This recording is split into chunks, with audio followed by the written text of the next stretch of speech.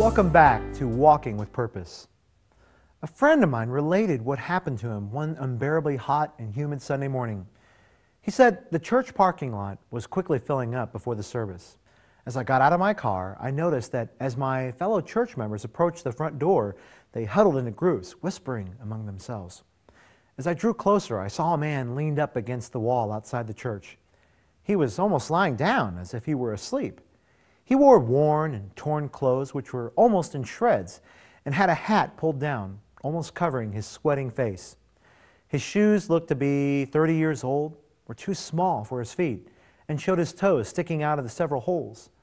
I assumed this man was homeless and had adopted our church as his temporary residence. I sidestepped around him and fellowshiped with others inside the doors until the music started playing. Someone brought up the subject of the man outside, and a few people snickered and gossiped, but no one bothered to ask him in, including me.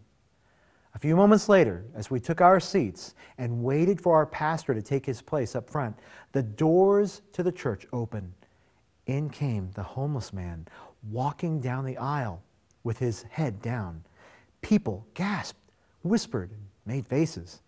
Undaunted, he continued right up to the front and up to the pulpit, where he took off his hat and coat. My heart sank. There stood our pastor. He was the homeless man. No one said a word as he took his Bible and laid it on the pulpit. Folks, I don't think I have to tell you what I'm going to preach about today.